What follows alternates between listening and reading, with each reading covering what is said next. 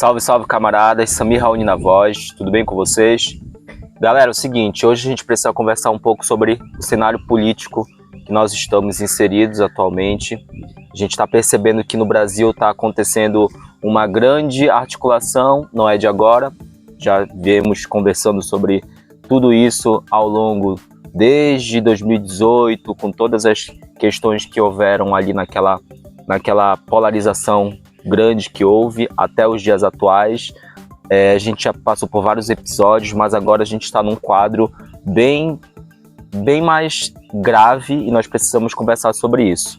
O Congresso, né, tanto a Câmara dos Deputados quanto o Senado, não formam a maioria para o presidente Lula, então está sendo muito difícil o presidente conseguir emplacar algumas medidas. Só que a questão que nós que somos da ala de uma esquerda não conciliatória, nós pensamos que o Lula não está conseguindo ter a energia necessária para fazer com que haja uma participação popular em torno dessas pautas. E o que acontece? Acontece que, nesse cenário, a Câmara e o Senado não apoiando o governo porque tem interesses objetivos de, em 2026, assumirem o executivo através dos seus próprios candidatos, então tudo que está sendo articulado ali está sendo boicotado.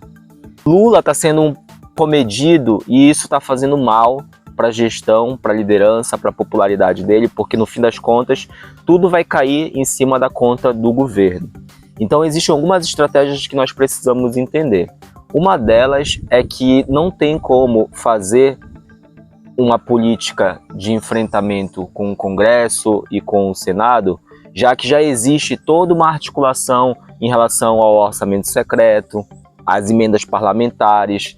Tudo isso faz com que o governo executivo se torne um mero representante simbólico. Então, já que em 2022, nas eleições, quando estávamos debatendo sobre tudo isso, foi levantado da importância de ter um projeto claro sobre o governo e teve até várias discussões, várias pessoas entendiam que era importante vencer o bolsonarismo. Pois é, todos esses problemas retornam agora, no momento em que nós temos que lidar com essa situação, porque o governo não está conseguindo realmente demarcar um ponto de posição esclarecida para a população. Ninguém está conseguindo acompanhar todos esses episódios. Quem não tem realmente um trabalho voltado para o jornalismo investigativo, para a política, não está entendendo tudo o que está acontecendo. Então é importante que haja estratégias mais lúcidas em relação a tudo isso. E no fim das contas, para a galera que tenho muitos amigos que são do PT, tem o próprio Renato Freitas, que é do PT, mas é um cara crítico dentro do próprio partido.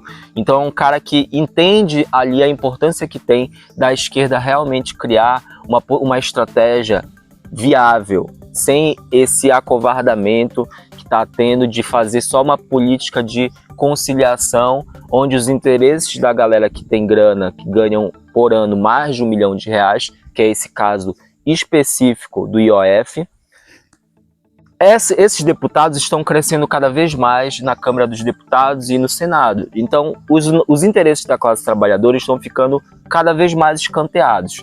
Temos como exemplo, para não ficar de uma forma muito vaga, o que aconteceu agora na Colômbia, certo? Na Colômbia, Petro, ele conseguiu fazer uma divulgação popular das reformas que ele está querendo realizar, e um dia desses estava falando que nós não sabíamos se ia dar certo, e ontem nós tivemos a resposta de que deu certo. Ou seja, quando um governo, quando um chefe de Estado, quando um estadista está realmente interessado em fazer com que a coisa vá para frente, ele coloca a questão na rua e a própria população, entendendo do que se trata, vai contribuir para esse enfrentamento, tanto da Câmara quanto do Senado, que foi o que aconteceu ali.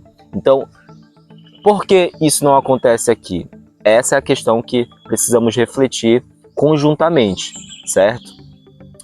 Então fica essa primeira reflexão aí, galera.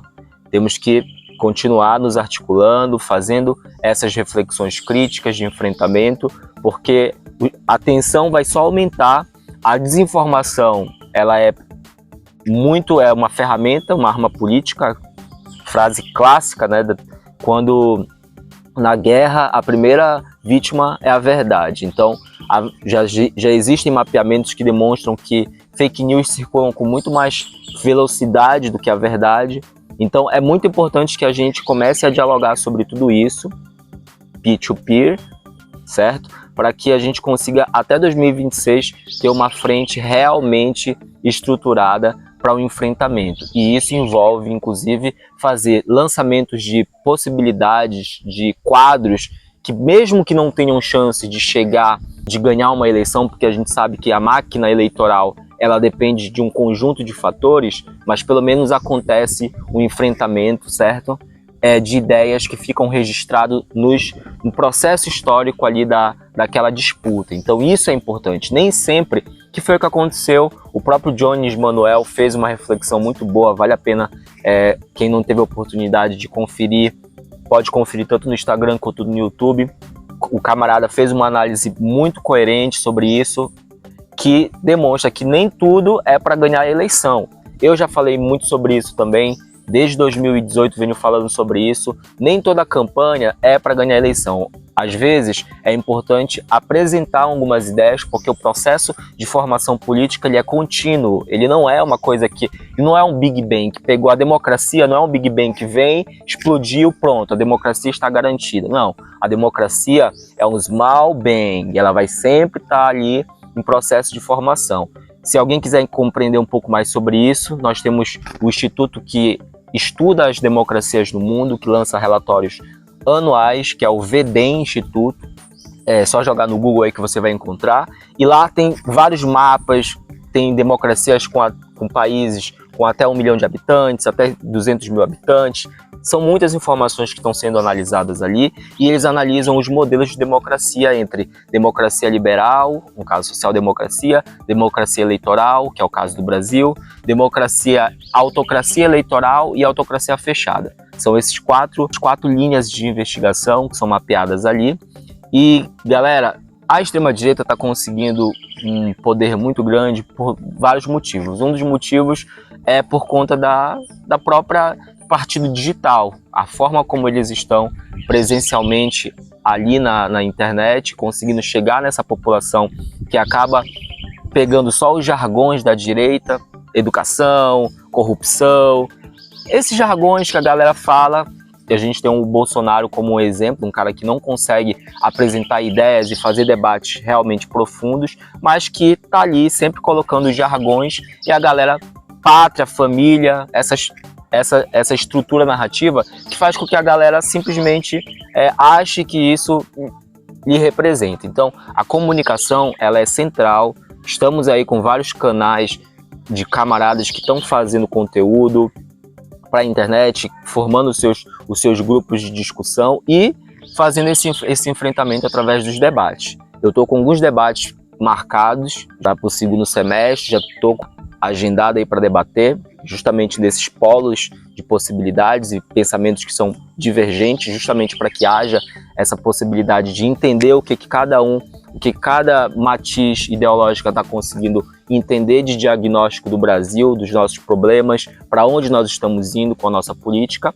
E uma coisa é consenso entre a esquerda realmente coerente com os seus ideais, que o governo do PT e a cúpula do PT principalmente não faz uma política que realmente beneficia a classe trabalhadora.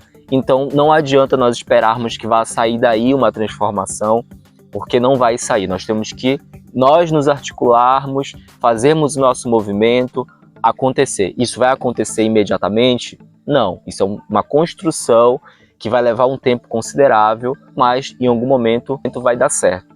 Assim como nós temos na história, analisando aí os debates que nós temos realizado, tem sido feito para entender os governos desde o período de redemocratização do Brasil.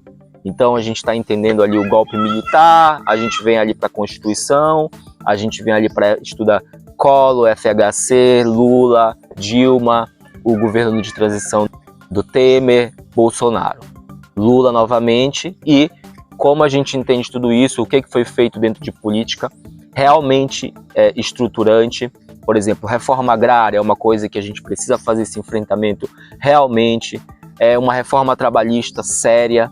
Então, quem está tendo esse enfrentamento? Se a gente for analisar a proposta da campanha do PT, nós temos aqui, eu vou deixar o link aqui para todas as análises que a Casa da Democracia fez em relação ao programa de governo, e tem várias críticas, tem muita coisa que não está contemplando de fato os interesses da classe trabalhadora, e a gente está vendo isso. Então, dentro desse jogo palaciano que está acontecendo, existem vários interesses. A extrema-direita tem muito potencial de voltar para o Executivo Nacional em 2026, e eles estão usando todas as armas para fazer com que as articulações e a verdade seja ocultada por essa rede que eles construíram de mentiras, de falácias.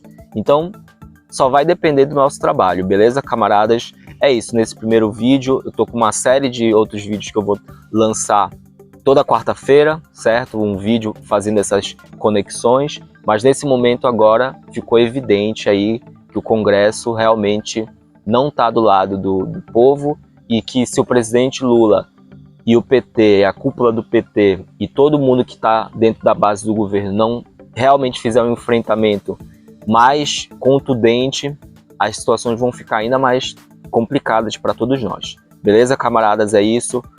Valeu aí, até o próximo episódio dessa conversa política da Casa da Democracia.